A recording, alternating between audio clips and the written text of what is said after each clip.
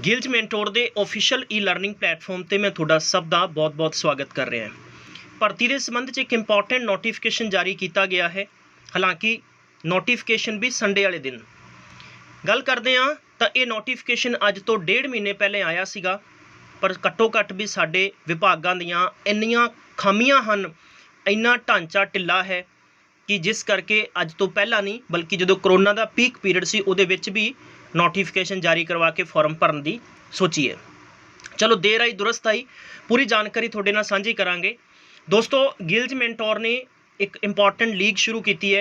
इस लीग का मतलब ये है कि जो बच्चे फाइनैशियल वीक ने, जो घर बैठे ने, पढ़ना चाहते हैं, अगे सरकारी नौकरा लगना चाहते हैं सरकारी नौकरी तो उन्होंने दोस्तों के लिए ਅਸੀਂ इंपॉर्टेंट अपडेट जारी की है कि गिल्ज मैंटोर के सारे कोर्स, चाहे लाइब्रेरीयन है, एनटीटी है, चाहे गल करते मास्टर कैडर है, गारंटी वाला बैच है, टेस्ट सीरीज है, सारे बैचों पर 20% यानी 1000 रुपये का डिस्काउंट मिलेगा। तुसी जाके कोई भी कोर्स इनरोल कर सकते हो। कंपीटिशन हाईली प्रैफरेंस से होएगा, ये तुसी बिल्कुल भी नहीं भुलना।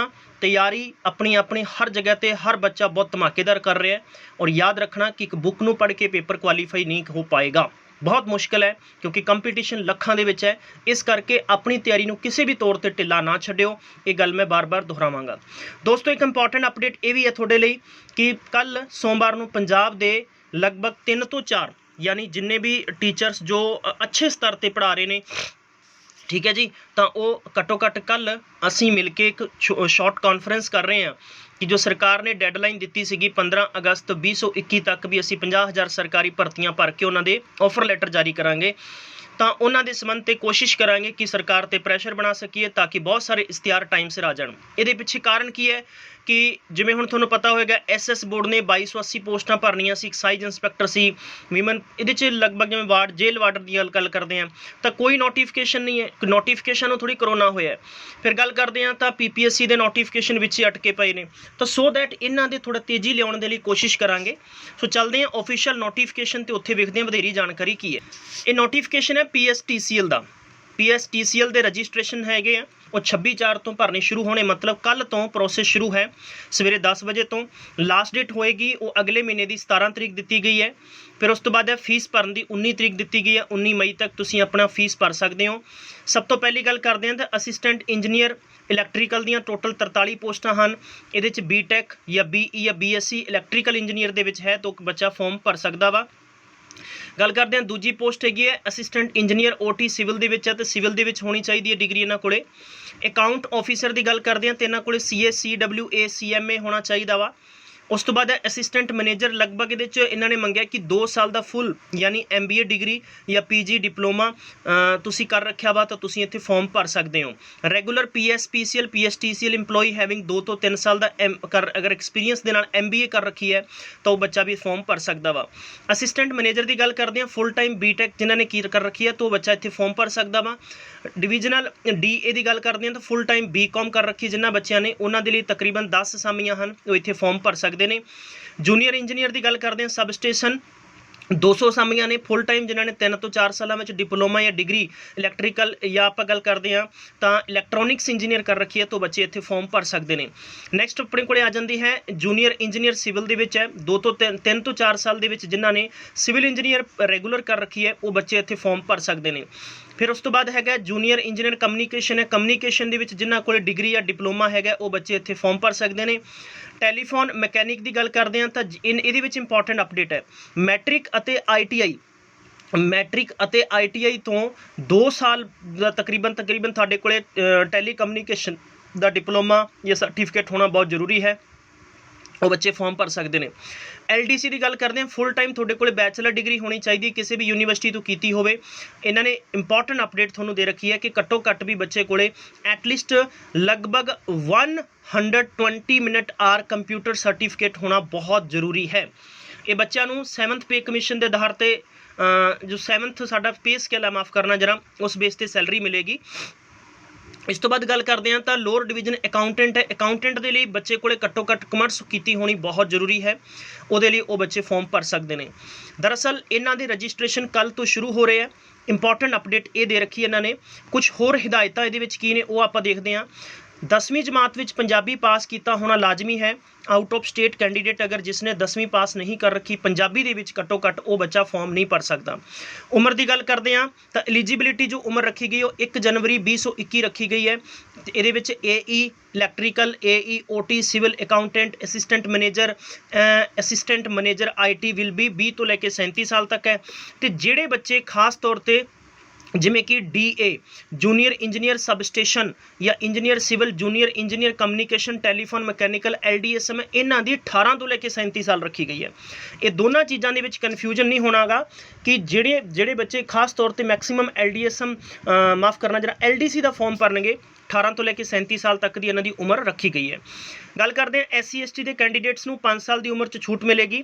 एक्स सर्विसमैन की as per the rule regulation होंदी है। इस तो बाद मूव करते हैं तो कुछ होर भी इन्होंने हिदायतां दित्तियां ने इत्थे कैटेगरी वाइज। दोस्तों हुण गल करते हैं भी थोड़ी चोण किवें होएगी, तुहाडा सिलैक्शन किवें होएगा। सिलैक्शन च क्लीयर कहता इन्होंने कि एक तुहाडा क्वालीफिकेशन टेस्ट होएगा, 100 नंबर का पेपर होएगा, एक क्वेश्चन 1 नंबर का होएगा। तकरीबन ये 1/4 है वो तुहाडा की होएगा गलत, अगर किसी ने कट्टिया तो चौथा अंक कट्टिया जाएगा। ठीक है, 2 घंटिया का पेपर होना है।